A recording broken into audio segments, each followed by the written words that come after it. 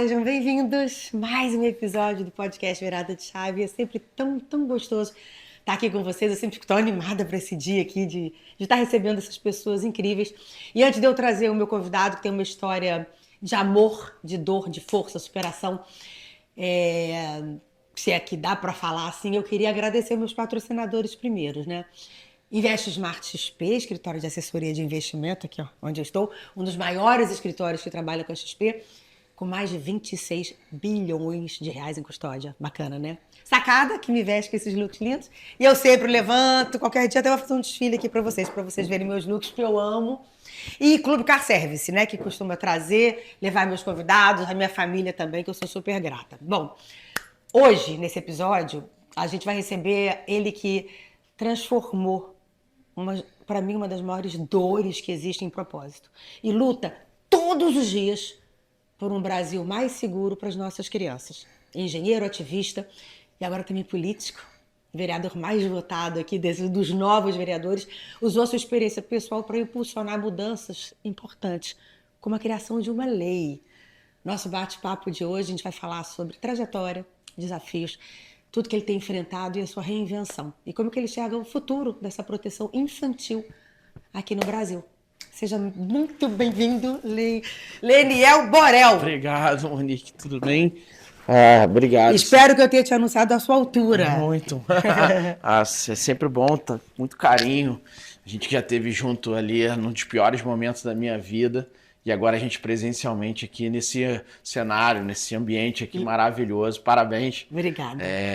Parabéns a todos aí, esses patrocinadores que estão te ajudando a fazer a diferença. É porque eu brinco, sabe, que dá para fazer sozinho, dá, mas de mão dada é muito mais muito fácil. melhor. É muito mais fácil. Então, gente, Leniel, eu tive a honra, né, e o prazer de conversar com ele na época da pandemia, quando o meu canal ainda era online, a gente só podia fazer online. Então eu quis trazê-lo de volta, porque de lá para cá, muita coisa aconteceu. Sim. Pra gente começar, assim, na minha cabeça, o Brasil inteiro sabe a tua história, mas eu descobri que não. Muitas pessoas que eu falei, quando eu contei a história, como assim?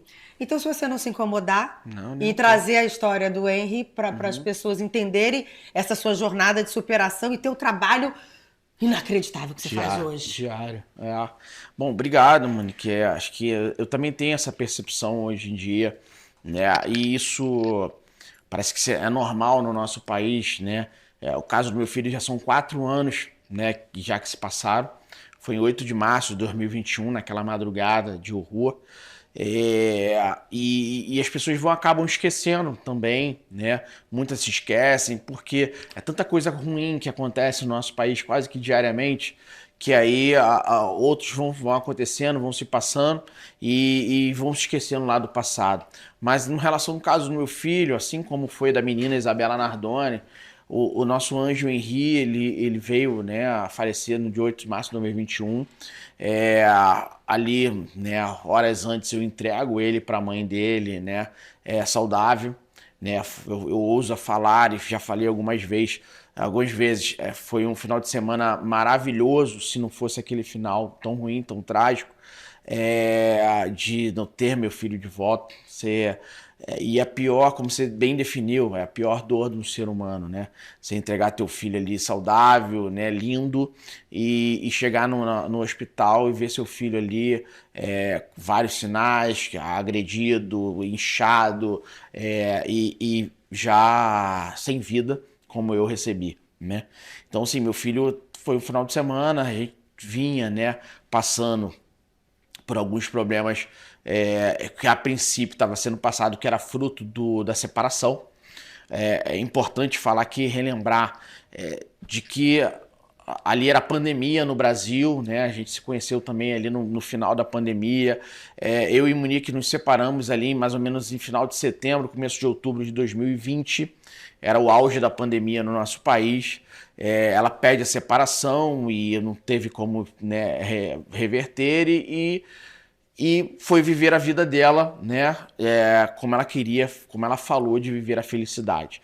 E aí, no segundo momento ali, né? O meu filho começa a ter algumas reações de não querer mais ir para casa morar com a mãe. E esse intervalo entre da separação e que o meu filho falecer durou apenas 6 meses. Foi tudo muito rápido. Depois a Monique vai e fala que iria morar num novo apartamento e eu vou lá buscar meu filho nesse apartamento, de que ela vai morar nesse apartamento ali no Majestic, no Cidade de Jardim. E meu filho falece, durou 1 mês e 20 dias. Então, tudo muito rápido, desde o momento que ela vai morar com o Jairo. E ali ela apresenta esse namorado, esse novo padrasto, né? Essa pessoa que iria ali viver, né, junto com o Henri. E a partir desse momento, eu divido isso numa timeline, numa linha de tempo. O Henri, daquela criança dócil, maravilhosa, que brincalhona, né, muito tranquila, começa a não querer mais ter algumas reações que começaram a se tornar diferentes, de não querer ir para casa da mãe, quando estava chegando perto, como foi no dia, não querer ir para aquela casa, e aquelas reações durante a semana me pedia, e eu pedi para a avó ir lá, que fosse dormir com ele naquela casa. Só que como é que eu vou morar? Eu vou dormir na casa com Monique e Jairo. E ali eu peço para a avó, né, a mãe da Monique, e o pai, né, que estava acamado, mas mesmo assim foi lá dormir com o Henri naquele apartamento, porque estava tudo, as reações do Henri começaram a ficar estranhas. Só que a Monique falando que aquilo ali era fruto da separação, deste novo padrasto, e ainda me pedindo ajuda psicológica, que ajudasse nesse processo de aceitação dele com a situação nova. Sim, é isso, sim, né? Sim, é o que ela falava, que aquilo ali era fruto dessa novo lar, desse novo padrasto. E ali eu busco psicólogo, né? No primeiro momento eu busco um psicólogo especialista pelo plano de saúde em Madureira, no Rio de Janeiro, que era especialista em pós-trauma, de pós-separação.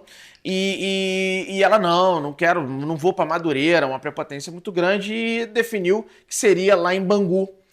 Hoje a gente sabe ali que a psicóloga já tinha feito campanha, trabalhado para Jairo, né, e tudo mais, mas a princípio não, ela falou que era uma melhor psicóloga pela proximidade. Ele era político, qual era o cargo dele? Na época, vereador do Rio de Janeiro. Okay. Na verdade, o Jairo foi 5 vezes vereador no Rio de Janeiro, né? E o pai, 4 vezes deputado estadual. Quer dizer, uma família muito influente na política do Rio de Janeiro.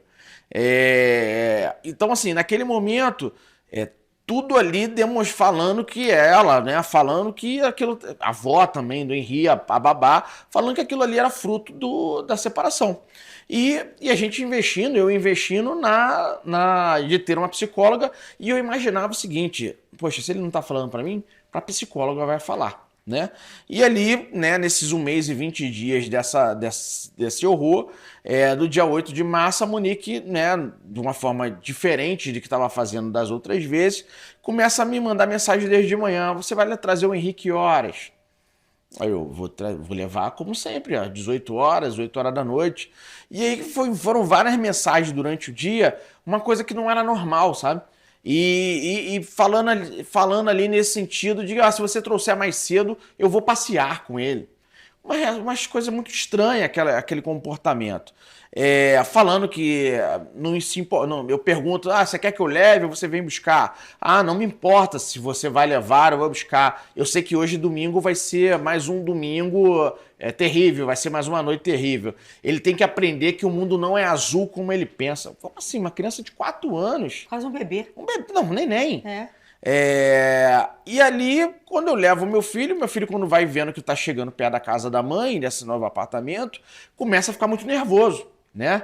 E ele tinha reações nervosas. Quando ele começava a ficar muito nervoso, ele até fazia náusea, né, de vomitar. E ali, quando a mãe vem, tava ali acalmando o Henri, e não teve mais como. A mãe chegou, eu tive que entregar pra mãe. É porque é mãe, né? Não. Você vai fazer, mãe? Vai falar: não vou entregar. Ô, Monique, eu tenho mãe. né? Minha mãe é viva, eu tenho avó, eu sei o que que minha mãe é pra mim. Como a minha mãe guerreira, que trabalhou, cuidou, o que que ela teve que fazer pra eu estar aqui hoje, por exemplo, me formar, me tornar engenheiro, né? Pagar a minha escola, tudo que minha mãe teve que fazer. Eu sei o carinho da minha mãe, de tudo. E você espera que todas as mães sejam iguais. Não, É óbvio, né? pra mim, a mãe, outro dia eu vi um vídeo, e esse pra mim é uma referência muito grande, de uma águia tentando pegar um pintinho e a galinha se transforma de forças, ela multiplica as forças e ela consegue proteger o pintinho. É isso. Né? Essa é pra mim uma mãe, uma guerreira, lutadora, essa dona Noemi, né, que me criou. Aí você entregou, vai. Entreguei e aquilo, era uma guarda compartilhada. Né? Ali foi definido, o nosso processo de separação foi consensual, tudo que ela pediu eu dei e tinha ali a guarda compartilhada. Então, assim, se eu não entregasse, eu seria o criminoso, né? E eu conhecia a Monique. Né? Conhecia a Monique manipuladora, a pessoa que poderia tentar reverter aquilo, e como ela estava tentando naqueles meses ali, de tentar pegar uma vírgula, alguma coisa, para talvez eu perdesse até a guarda da criança. Então, nesse sentido, eu não fazendo tudo na medida para não ter confusão nenhuma. Então, convencendo meu filho, isso eu vou levar pro caixão, isso eu vou levar pro resto da minha vida. Eu tentando convencer meu filho que ele teria que ir para aquela mãe. Eu tentando convencer meu filho que eu deveria levá-lo de volta, sabe? E pelo contrário, ninguém ali, nem a mãe, nem a avó, nem a babá, falavam que tinha uma agressão, que o menino estava no cenário de agressão, que o menino tinha sido agredido pelo padrasto. Hoje, com tudo que a gente tem na mão, com as imagens, com as conversas de celular, porque o caso do meu filho, assim como o caso da Isabela Nardoni, ele é icônico, o Monique, porque a técnica, a perícia, ela é o diferencial, né? Monique e Jairo nunca vão falar o que fizeram naquele apartamento. Como Isabela e o Alexandre Nardoni. Alexandre Nardoni. Nunca a gente vai saber o que efetivamente eles aconteceu. Não falam. O menino Bernardo Boldrini foi a mesma coisa. Né? Tem outros casos aí icônicos, né? Que na história que eles não falam. Então, neste sentido, Monique e Jairo, eu nunca esperei que eles falassem, eles não vão falar. Então aí já são 4 anos na proximidade agora de acontecer o júri popular, e ambos nunca falaram. Então, assim, o que aconteceu naquele apartamento, eles não vão. Já que eles não falaram, a técnica. Você lembra perícia... muito do caso da Daniela Pérez? Sim. A gente nunca vai saber. Olha o tanto que já passou. E ninguém nunca vai saber o que aconteceu efetivamente naquele momento. E você sabe o que é pior, Monique? A psicopatia, a crueldade desses perversos, né? Como você falou da querida da menina Daniela, né? E um abraço aqui para nossa Glória Pérez, uma querida, me ajuda muito. É uma pessoa que a gente consegue trocar e falar porque viveu, né? E ali, quando no caso da menina ali, Daniela, eles não falam e depois ainda vão morar junto. Depois de anos preso e tudo mais, e esses psicopatas ainda... Mas os Nardoni estão juntos de novo. Estão juntos, morando na mesma casa. Estão juntos de novo. Você tá entendendo? Sim. Você tá entendendo? Sim. Então, a gente tem que mudar o foco, principalmente nesse país, do foco e esse foco é desde a década de 70, do crime criminoso. Quem tem direito no nosso país é o criminoso. É o direito da saidinha, é o direito de... Os direitos humanos. Direitos humanos, progressão do regime de pena. Pega 50 anos e cumpre 5. Pega 400 e cumpre 2. Tá entendendo? Então, assim, é um escárnio muito grande com as vítimas brasileiras. E aí, Monique, isso eu falo com propriedade aqui, não espere muito da justiça, não queira depender da justiça e não precise dela, porque quando você entra para essa fila, você vê a dificuldade que é, né? Olha o caso do meu filho, são 4 anos que se passou, muitas coisas, né, vamos falar aqui e já vivemos desde então, desde até a nossa última conversa, mas ainda não temos a data do júri popular, né? Esse júri ainda não foi marcado. Só pra gente encerrar, você entregou ele pra gente concluir essa história. Sim. Você entregou ele e algumas horas Entreguei ele vivo, né? E ali entram 3 pessoas ali naquele apartamento, 2 adultos e uma criança vivos.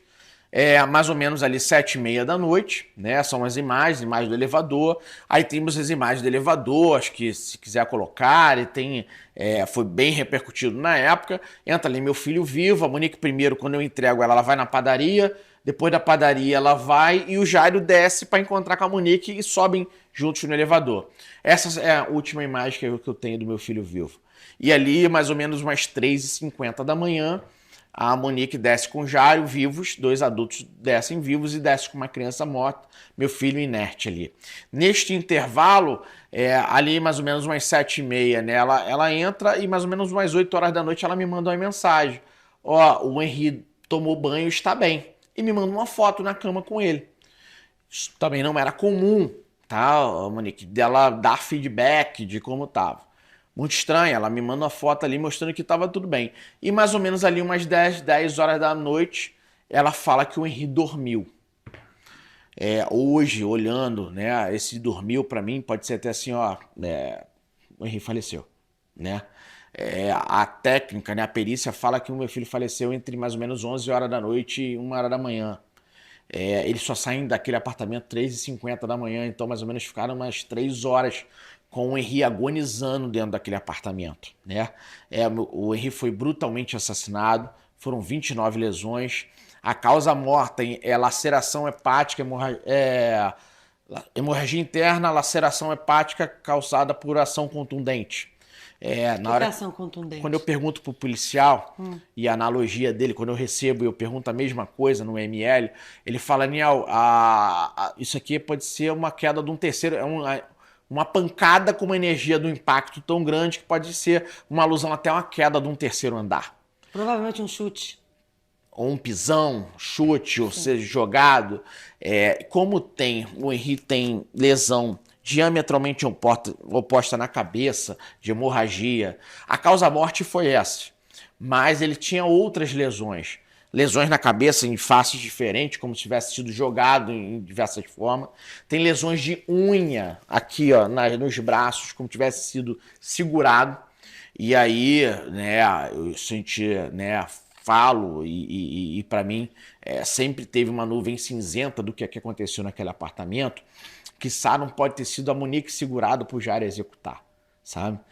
O porquê, Monique, o porquê isso aconteceu, eu já me perguntei, mas por quê? Por que um pode ter acontecido e tudo mais? Chega num momento que a gente não consegue mais responder, eu não tenho essa resposta. Porque é bem importante lembrar, por que ele também, ele até imagina, né, que ela estava envolvida. Porque no dia seguinte ela estava no salão fazendo unha. Salão fazendo unha. Então assim, se realmente ela não tivesse feito, tivesse uma dor de uma mãe, sim, não ter a postura dela, tipo assim, ela saiu, foi tomar banho, quando chegou o cara fez sozinho. Não, ela estava no dia seguinte fazendo unha no salão. Eu vou fazer uma... Isso encerra a história que ela não... Isso no dia seguinte. Isso no dia seguinte, com uma probabilidade talvez de não... O Jairo devia estar passando, a gente não vai ser preso, porque era uma prepotência muito grande. Eu sou o Jairo. Né? Eu sou o Jairo, politicamente, conhecimento muito grande. Mas foram presos, né? 4 anos já se passaram. Qual seria o comportamento de uma pessoa, de uma mãe que perdeu um filho e sabe... Assassinado pelo marido. Pelo marido, e ela sabe que foi o marido com ela. Era para ela estar aqui, do nosso lado aqui agora, correto? Ela está do lado dele. Não, ela está do lado dele. E ela está até hoje pedindo justiça em causa própria. Ela está até hoje pedindo justiça para ela. Mas que justiça? Cadê a justiça pelo filho? Mas que justiça que ela pede? Que justiça que ela pede? Não tem, não tem nenhum... E por isso que agora voltou, né? Agora, novamente, o Tribunal de Justiça, agora recentemente, manteve a prisão dela. Graças a Deus. Os desembargadores entendem o seguinte, nada mudou. Ela não trouxe nenhuma verdade, ela não mudou a versão, ela não trouxe coisas novas. O que a sociedade esperava? Eu esperava. Não, olha só, eu estava sendo agredida, e o Jairo falou que ia me matar, e aí nesse sentido eu tive que... Não, pelo contrário, ela sempre esteve ali se beneficiando. E é importante falar... O que ela diz? Ela fala... Eles dizem, o que eles dizem? Ele caiu? Ambos mantêm a tese do hospital, né? Essa tese do hospital é uma tese que veio ali do Jairo, o Jairo era médico, né? E é por isso que a gente caçou ele no CRM, no CFM, não pode mais ser chamado de médico. Ele usou o exercício da medicina, o entendimento da medicina, falar o seguinte, em vez de jogar pela janela, porque já tinha o caso da Isabela Nardoni e tudo mais, né? Não vamos criar nesse sentido. Já ouvi falar também que a Monique Tinha uma tese ali, ela estava falando de sumir com o corpo. Mas não, o Jair falou assim, não, vamos levar para o hospital, porque no hospital tem o exercício fazer a massagem cardíaca, tem os processos de ressuscitação e tentaram empurrar nos médicos. Tentaram culpar os médicos, que foi no processo ali de ressuscitação que os médicos acabaram matando meu filho. Muito pelo contrário, o Henri já chegou no hospital morto. Eu vi isso quando cheguei lá. Então, mostra ali o pós-mortem do Henri, mostra muito mais da Monique do que antes. O comportamento dela, depois de solta, academia, foi pro jogo do Flamengo, vivendo a vida como se nada tivesse acontecido. Virou blogueira depois de solta por um intervalo de tempo, achando, Monique, que iria viver a vida como você e eu. Como se nada tivesse acontecido. Nada tivesse acontecendo. Então, isso não é um comportamento que se espera de uma mãe. Isso não é um comportamento de uma mãe. Entende? Então, a mãe é protetora, cuidadora, dá a vida pelo filho. É isso que nós esperamos, né? E não era esse comportamento que Monique teve e está tendo. E a partir dessa dor, que eu não consigo nem mensurar, gente, porque eu já conheci essa história, eu ouço de novo e toca meu coração profundamente, não dá nem pra... A gente vai perdendo o fôlego, o ar quando ouve. Como é que você encontrou força para seguir em frente e se tornar hoje esse defensor da causa infantil? Bom, como é que isso virou um propósito? Obrigado pela pergunta, isso é muito importante para mim. Eu sei que eu dobro meu joelho, eu sempre vi Deus, sabe? Eu sempre vi Deus aí nesse caminho e não estou falando aqui que Deus matou meu filho, mas num Deus do tamanho do nosso, né? Que nenhuma folha de uma árvore se cai se não for da permissibilidade dele. Ele consegue ver lá na frente e a gente não. Então eu sempre me perguntei assim, Senhor, mas por que o meu filho?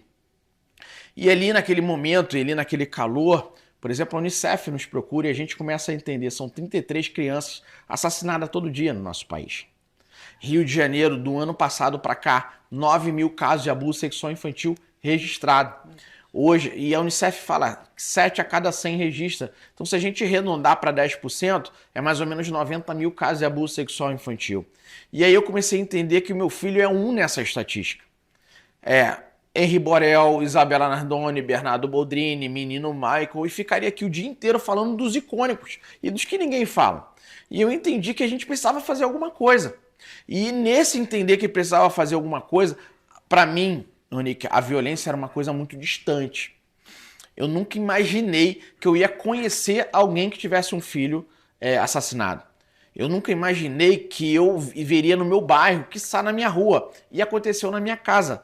E não importou minhas 4 graduações, pós-graduação, mestrado, nada disso me fez evitar o pior. E isso começa a me demonstrar que a gente precisava fazer uma coisa para outras crianças e outras que estão apanhando nesse momento. Rio de Janeiro, tivemos um aumento de 171% da violência dentro dos lares no último ano. Se você seguir o Leniel no Instagram, gente, eu vou colocar aqui o Instagram dele, você vai ficar impressionado, ele traz casos diariamente. Sim, todo dia. E ele precisa dessa ajuda da gente se unir para brigar junto, porque é uma luta difícil. Não, resolvi, falei, eu tô aqui, falo para Deus, eis-me aqui. E o que a gente pode fazer? Eu nunca imaginei que nós aprovaríamos uma lei nesse país, que é a Lei Henri Borel, que leva o nome do meu filho, que hoje é um dos maiores mecanismos de proteção para criança e adolescente. Explica a lei. Bom, hoje a Lei Henri Borel está para a criança, assim como Maria da Penha está para as mulheres. Eu acho que fica fácil de explicar dessa forma. Sim. Seu público, né, feminino é gigante, né? E fico feliz por estar aqui para falar para essas mulheres. Hoje, a Lei Henri Borel, ela tá para a criança assim como Maria da Penha, por quê? Ela traz a medida protetiva de emergência assim como Maria da Penha. Isso não existia? Não existia. Monique, se eu chegasse numa delegacia de polícia naquela época, eu já andei pro Brasil inteiro, falei com juízes, desembargadores. Se eu chegasse se eu chegasse numa delegacia, falasse, o meu filho falou que o tio machucou e não conseguisse provar nada, o que ia acontecer? No outro lado tinha um vereador, um mandato político. Uma mãe que estava querendo prejudicar de certa forma. Ali, eles teriam conseguido reverter, falaram que era uma alienação parental, que eu estava tentando fazer aquilo para prejudicar, teria perdido a guarda, até eu provar que sapo não é jacaré, em média 7 meses. É assim que funcionava no nosso país. Hoje não. Quem sofria era o cara que estava tentando defender. Ou a mãe, ou o pai, enfim, Sim, né? sim. Então, nesse sentido, eu sempre temi muito de não conseguir ver o Henri, né? De ficar um tempo sem poder vê-lo. E isso é uma das coisas que eu coloquei, né, no processo de separação, de que eu poderia vê-lo a hora que eu quisesse. Então, nesse sentido, eu temia, né, disso acontecer. E ali, hoje, não. Hoje, com a lei Henri Borel, se você chegar na delegacia de polícia, conselho tutelar, hoje demos essa atribuição também para o conselheiro tutelar, e conseguimos provar que a criança está no cenário de agressão, medida protetiva de emergência. Porque, na verdade, a Maria da Penha você não precisa provar. Se ela chegar lá, foi agredida na mesma hora, medida protetiva, e aí você segue. Lei Henri Borel é igual. Ok. Entretanto, é uma lei nova, é uma lei que tem 2 anos. Maria da Penha tem 18. Sim. Né? Então, qual é um dos grandes desafios hoje no Brasil, e no Rio e no Brasil inteiro que eu tenho feito? É fazer com que a lei pegue. A Maria da Penha é hoje, mas a Que Maria... as pessoas se sintam seguras para chegar e reclamar, porque vai ter uma consequência. E que do outro lado o delegado dê a medida protetiva. Né? Maria da Penha tem 18 anos, mas ela, uns 10 anos para cá, 8 anos para cá, depois das mulheres serem empoderadas, irem para televisão, fazerem manifestação, que Maria da Penha realmente pegou, posso dizer assim, né? E hoje eu tenho feito a mesma coisa com a Henri Borel, indo em delegacias. Conseguimos agora, no final do ano, aqui no Rio de Janeiro, junto com o nosso Felipe Cury, que é o secretário de Polícia Civil, foi igualado a mesma pontuação da Maria da Penha e a Lei Henri Borel. Então, assim, isso faz com que o delegado tenha o mesmo poder ali, mesma pontuação, mesmo critério para investigar. E antes não era. Então, assim, ele é medido dessa forma. O delegado é medido dessa forma. Então, se você pega uma pontuação para uma lei menor, ele não ia investigar, ia dar prioridade a outras. Então, assim, homicídio, ele tem 6 de pontuação, assassinato, aí depois vem ali crimes hediondos, e aí vem Maria da Penha, tinha 1,5 ponto. Lei Henri Borel era meio. Hoje nós igualamos, e aí começa a investigar mais, os números aumentam, a gente vai para a TV.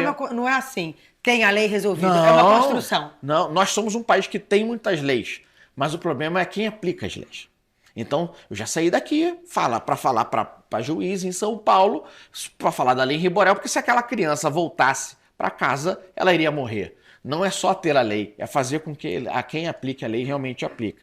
Então, hoje a Lei Henri Borel, ela traz a medida protetiva para a criança, mas também traz a medida protetiva de emergência para o denunciante. Porque é muito difícil denunciar. É uma das grandes inovações que nós trouxemos. Então, hoje o denunciante é um sujeito de direito.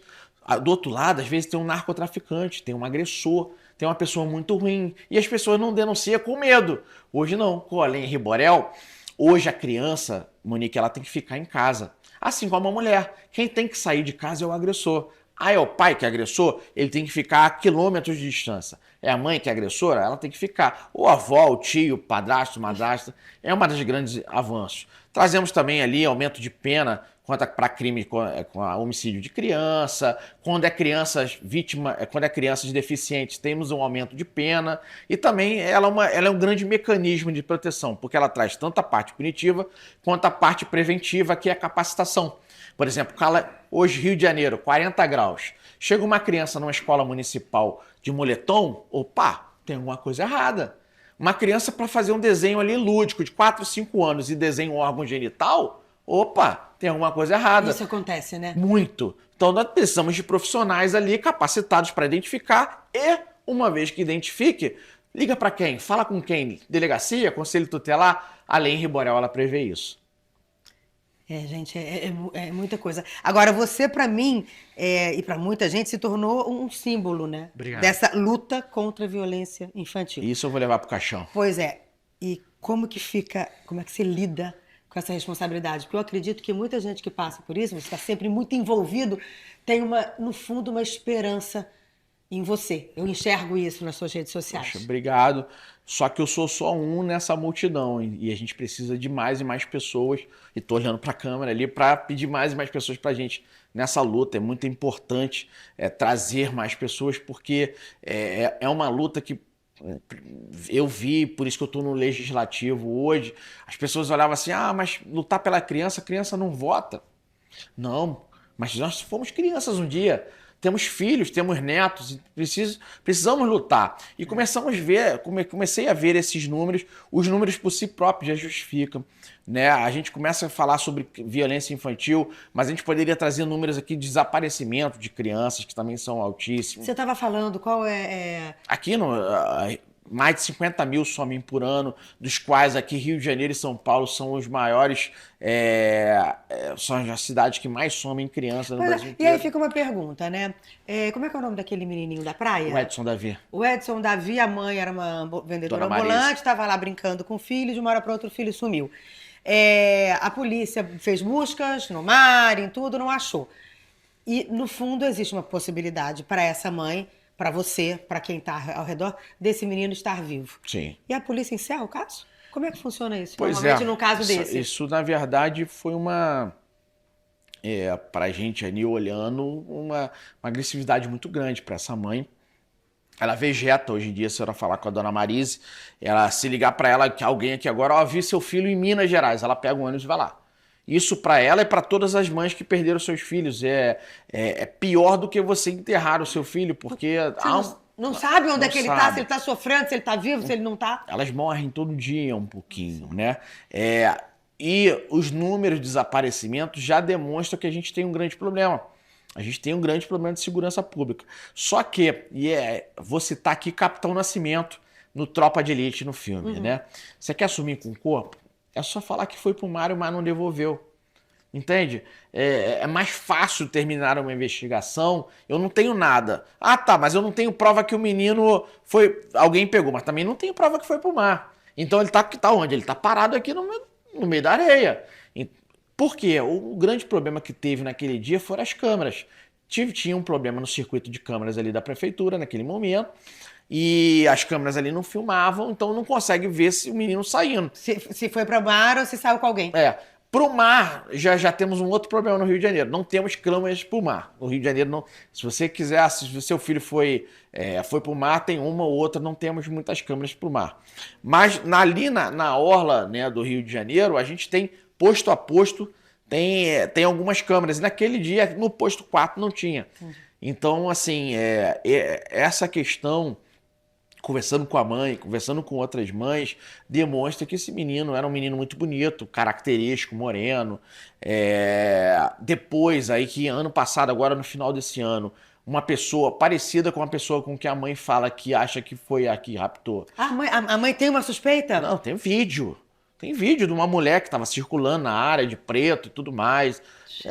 Só não consegue pegar o vídeo mostrando ela saindo da areia. Mas tem o vídeo da mulher ali. Essa mesma mulher, com o mesmo perfil e tudo mais, agora no Guarujá, em São Paulo. Por quê? Essa rede, né, e tudo que tem comércio, né, e tudo mais, é uma rede econômica, né? Essa rede, ela vai variando. Hoje ela está no Rio, amanhã ela está em São Paulo, depois, para não estar as pistas. Então esse mesmo tipo de perfil foi visto agora no Guarujá, lá em São Paulo. É uma dor tremenda. Você fala muito de Deus, né? Que é muito bonito isso. E é muito difícil, eu imagino, aceitar a morte de um filho. Você às vezes vê, como você mesmo diz, que não cai uma folha da árvore sem que Deus queira, que isso aconteceu, talvez, só Deus sabe. Para você descobrir um propósito e poder ajudar tantas pessoas, porque tem que ter um propósito dessa dor. Falo, Mônica, com certeza existem dois lineal nessa história, né? Um antes do meu filho e um pós, né? Isso é fato. Eu era engenheiro de profissão, trabalhava, indo e voltando para o trabalho, pensando na minha família, pensando em trocar de carro, uma nova casa. Essa era, né, o meu perfil, não ativista ao ponto de estar lutando, né, por milhares, se não milhões de crianças vítimas de violência. Mas ali eu entendo e mudo uma chave na minha vida para conseguir lutar e lutar, porque a vida perde a graça, tá? A vida perdeu muita graça quando perdi meu filho. Eu não conseguia ver, como você falou, a Monique foi no salão no dia seguinte, eu fiquei 3 dias sem tomar banho. Eu não conseguia ver mais um dia de vida, eu não conseguia ver o dia seguinte. Depois eu não conseguia ver mais uma semana de vida. Acho que falta o ar, né? Depois eu não conseguia ver um mês porque a vida perdeu a graça depois que meu filho foi embora. E ali naquele momento eu entendi, e é isso que me faz levantar da cama, é o que me faz me mover e estar aqui hoje, é de lutar por outras crianças, porque é, quantas crianças estão sofrendo nesse momento? E aí, quando você fala de Deus, e é como eu creio, e eu vou falar aqui agora, o céu é das crianças. Jesus falou isso, sabe? E eu creio que eu vou encontrar meu filho de novo um dia. Fato, como vai anoitecer, como vai clarear, eu vou encontrar meu filho de novo um dia. Agora, é o que eu estou fazendo aqui hoje, é que vai me levar até ele. Não o meu filho vai estar lá, então eu fazendo bem, ajudando outras pessoas, é o que me proporciona encontrar o Henry de novo um dia. E isso eu vou fazer até o fundo, até o último dia, porque entendi como uma missão. Graças a Deus me deu a oportunidade de ser pai novamente. Para mim, uma dádiva de Deus. Qual é o nome dela? Ela é linda. Valentina. Valentina. Ela tá com um aninho? Vai fazer agora um ano, tá com 11 meses. Só para você ter noção, Monique, como é que Deus é perfeito. A Valentina, ela foi de cesárea, né? Hoje em dia quase ninguém faz mais parto normal. Mas se fosse parto normal, é, todas as condições normais de temperatura, pressão, tudo direitinho, você acredita que ela nasceria no mesmo dia que o Henry? No mesmo dia que o Henry? O Henry era de que dia? 3 de março, 3 de maio de 2016 ele nasceu. E a Valentina nasceu dia 22, a gente antecipou um pouquinho. Larissa já estava com barriga Por ser cesariana. cesariana, a gente conseguiu, já estava mais. Tem coisas que eu chamo de deusdência, né? É só Deus que sabe, né? E assim, só que ela vai ter a história dela, claro, vai me ajudar a lutar também, vai me ajudar a contar a história do irmão dela. A levantar todos os dias e brigar por essas Você não crianças. tem noção. Valentina, quando passa perto da foto do irmão dela, ela para olhar. É incrível, né? Mas a gente tem uma história aí para conseguir ajudar outras pessoas. Como você falou, decidir e é por opção de me levantar para conseguir ajudar outras famílias e fazer a diferença. Os números, né, me assustam, né, muito. A gente precisa fazer alguma coisa porque um dia foi o meu filho, antes foi meu filho, amanhã pode ser o filho de quem está nos assistindo. Porque infelizmente a gente sempre acha que nunca vai acontecer com a gente e de repente está muito mais perto do que a gente espera. Você tem um instituto em Riborel? Temos. O que é o instituto? Bom, o Instituto em Riborel, ele nasceu ali, né, após que a gente consegue aprovar a lei em Riborel. E depois da última audiência, né, que tive de Monique e Jairo, eu imaginava que eu precisava fazer uma coisa mais presencial. E a gente começou fazendo um trabalho com criança e adolescente vítima de violência. Já são mais de 3.000 atendidas nos últimos 2 anos. Nunca imaginei que conseguiria atender tanto. Não atendo mais porque a gente depende de recurso. É isso que eu ia perguntar, quem te ajuda, quem banca isso? Bom, uma ou outra pessoa, mas muito mais eu, né? Sempre de recurso próprio. Agora que a gente está se tornando habilitada para conseguir recurso federal, municipal, mas isso no Brasil ali tu tem que ter pelo menos 3 anos então foi muito difícil. A gente consegue uma incentiva privada ou outro, um amigo, um patrocinador, alguém que tem um coração aí dedicado. Gente, isso é bem importante a gente estar falando aqui, porque essa é uma causa que a gente tem que se alinhar, associar e brigar, porque pode acontecer com qualquer um de nós. Você está na pracinha com teu filho. O Eduardo aqui, nosso cinegrafista, está aqui atrás. Tem uma filhinha de 4 anos e falou, Monique, quando eu saio com ela, eu fico tenso olhando, porque pode acontecer em qualquer lugar, em qualquer esquina. Monique, é incrível, porque nesses 3 anos que a gente está indo, eu já atendi jogador de filho de futebol, filho de jogador de futebol, pessoas influentes e não, porque quando acontece, você vê que não tem um sistema, não tem uma estrutura, você está totalmente à mercê de não ter nada. E aí a gente consegue colocar um espaço, com psicólogos, psicopedagogas, assistente social. Mas são voluntários? Voluntários, advogados. Aonde é? Hoje a gente está localizado ali na Leomar Balieiro, ali no Recreio dos Bandeirantes. Fica Então quer dizer, se alguém está nos vendo e está passando por uma situação dessa... Pode nos procurar, 100% gratuito. Os profissionais fazem a diferença. Através do laudo dos nossos profissionais, nós já conseguimos tirar várias crianças do cenário de agressão, já penalizando, através de um laudo das nossas psicólogas, agressores de crianças já foram condenados. Hoje a vara nossa aqui especializada da AVECA no Rio de Janeiro já mandam criança lá pra gente também. Então, assim, o tempo está passando e a gente cada vez mais está conseguindo fazer mais e mais a diferença. E estamos nos especializando mais nesse tipo de serviço. E aí nós atendemos a mãe, atendemos a criança, atendemos o pai. O nosso foco é a criança, né? É dar voz, dar um instrumento ali com psicólogos capacitados para conseguir identificar quem é o agressor, porque quem está mentindo é a mãe, é o pai, é a criança, e aí depois a gente consegue dar um laudo técnico que vai ajudar o delegado, o juiz a tomar a decisão.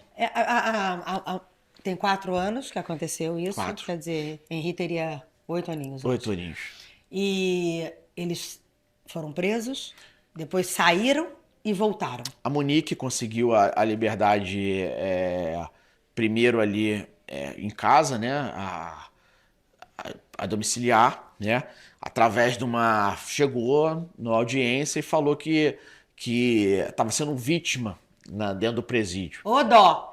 Não aguentei, Coitada. falei. Ô dó. Coitada. E um escárnio muito grande, porque não quer cometer crime, não quer sofrer nada dentro do presídio, então não vá para o presídio. Né?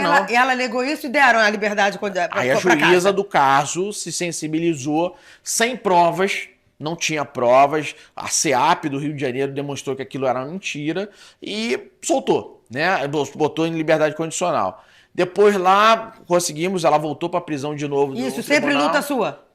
Diária. Conseguimos no tribunal, ela voltou para a prisão. Tribunal de Justiça, os desembargadores entendem que o lugar dela é na prisão, o crime dela é um crime hediondo, de homicídio, e voltam. E lá, numa decisão no STJ, uma decisão monocrática, na época o João Otávio de Noronha, o ministro, era uma movimentação que chegou pra gente, porque é muito mais fácil soltar a Monique do que o Jairo, correto? E a estratégia sempre foi deles o seguinte: vamos soltar a Monique, depois da Monique solta, pede a isonomia e solta o Jairo. Já que ela foi presa, solta, ele também tem direito. Essa é a estratégia, o Monique, que eles vem fazendo, tentando diminuir a culpabilidade, trazendo a Monique uma coitadinha, que não é, entendeu? A Monique é muito pior do que o Jairo, isso eu tô falando, as mães as mulheres aqui que estão nos assistindo vão me dar razão, porque ela era mãe, ela era garantidora. Ela que tinha que estar protegendo ele. Total. Ele é ruim, sim. Ele é perverso, sim. Ele é ruim, mas ele não era o pai. Ele não é o agente garante, né? Ela sim, ela era a mãe, ela que era responsável e ela não fez, e muito pelo contrário, mentiu, sabia das agressões e omitia. Então, nesse sentido, voltamos ali no tribunal, o desembargador não tem que manter presa. E depois no STJ fizeram uma movimentação para conseguir soltar a Monique e depois ia soltar o Jairo. E aí a gente vai para a imprensa, fala, gravamos juntos e tudo mais e não soltaram o Jairo. E depois nós tivemos que fazer uma movimentação, trabalho jurídico, no STF. E o nosso ministro João Mar Mendes entende que a Monique não deve ficar solta, ela é muito criminosa, ela é muito culpada, ela é pior do que o Jairo, ela tem culpa nesse crime e volta com ela para a prisão. Agora, recentemente, de novo vindo essa estratégia de soltar a Monique e depois soltar o Jairo, tentaram lá no STF que o Gilmar soltasse, ele não soltou, e ele mandou ao Tribunal de Justiça reavaliar, que foi quem voltou com ela para a prisão. E os desembargadores falaram que nada mudou, que o lugar dela era na prisão. E aí vai vir um júri popular, já está marcado? Não temos a data ainda. Meu Deus do céu, como essas coisas são demoradas. E aí, só para a gente entender um pouquinho, júri popular é condenada, aí qual é a pena máxima? Bom, um caso comecei a partir de 30, né? 18 a 30. E esses 4 anos que eles já ficaram, já diminui da pena? Abate. Mas também não fica os 30, aquela coisa toda que fica 6 anos? E é uma outra coisa que a gente vai lutar e a gente precisa lutar, tá? Nesse país, Monique. Muitas pessoas ficam, Leniel, cara, você tem sido um defensor das crianças, mas ajuda as vítimas, o foco nas vítimas. E eu sou uma vítima, meu filho uma vítima fatal, mas eu acabei me tornando uma vítima que a gente chama de ricochete e tudo mais. E um escárnio muito grande com as vítimas brasileiras. Olha o que aconteceu com a menina Daniele, os outros já, a Daniela, né? A Glória lutou na época no Brasil. Era mais penoso matar uma arara azul do que um ser humano. E ali começamos, ela lutou e hoje crime hediondo, assassinato de Sim, pessoas. o Brasil inteiro assinou o documento dela Assinou, também. foi através da luta da Glória. Depois conseguimos agora com a lei Henri Borel, assassinato de criança também hediondo. Só estou demonstrando aqui, nós temos 525 anos de Brasil, desde o descobrimento. Você vê o foco no nosso país como tá. 523 anos atrás, né, do Henri Borel tem 2 anos, que nós conseguimos aprovar uma lei transformando o assassinato, o homicídio de criança como crime hediondo. Você está entendendo? 500 anos depois do descobrimento do Brasil, Ou seja, só se o homicídio... continuar nesse ritmo, as coisas são muito difíceis de São acontecer. muito difíceis. Então, nesse sentido, a gente tem lutado aqui para que acabe essa progressão do regime de pena, né?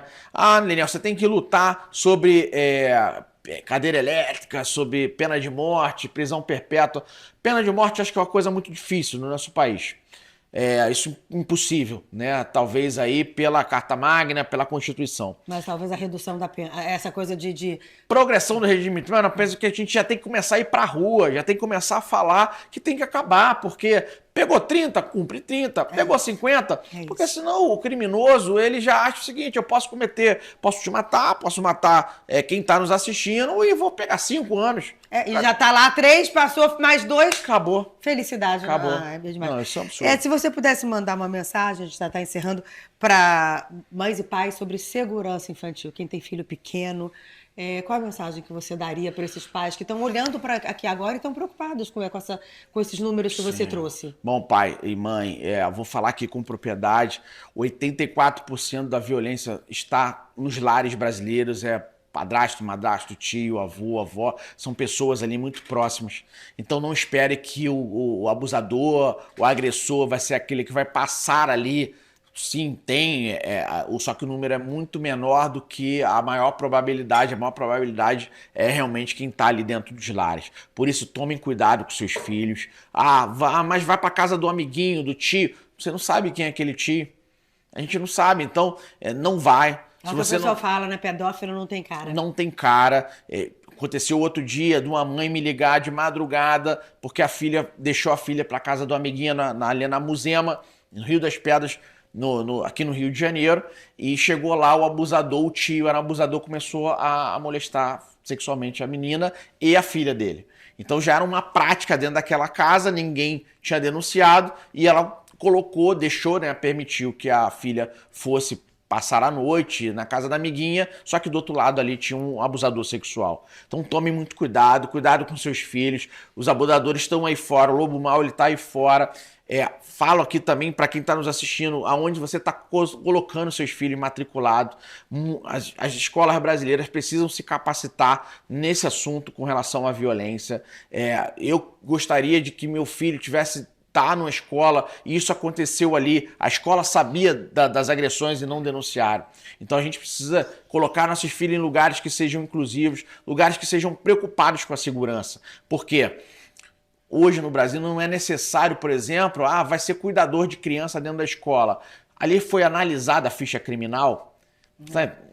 Muitos, às vezes, fizeram crimes parecidos na Paraíba, no interior do Brasil, no norte, no nordeste. E ninguém vai nem saber. Não vai nem saber. Então, isso, gente. a gente precisa tomar muito cuidado com nossos filhos. Tá, e pra gente terminar, como é que você quer que o Henri seja lembrado e qual legado você quer deixar em nome do teu filho? Bom, o que eu gostaria muito é que o Henri não fosse esquecido. E a minha luta é para que não seja esquecido, que meu filho seja um marco na história do nosso país de combate à violência. O que aconteceu com o Henri, com a Isabela, com outras crianças. Nenhum pai merece sofrer, né? Nenhuma criança merece sofrer, assim como nenhum pai merece perder o seu filho. Então, nesse sentido, eu acho que toda vez que um pai perde um filho, todo pai perde um pouquinho também.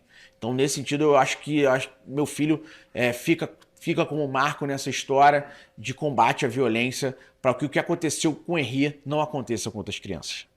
Eu me solidarizo, estou à sua disposição para o que você precisar Obrigado. da minha voz. Muito obrigada por você estar aqui. Obrigado, querido. Amém. Obrigada. Obrigada aí a todo mundo que está com a gente. Ó. Fiquem com Deus. Um beijo. Obrigada. Deus te abençoe. Obrigado.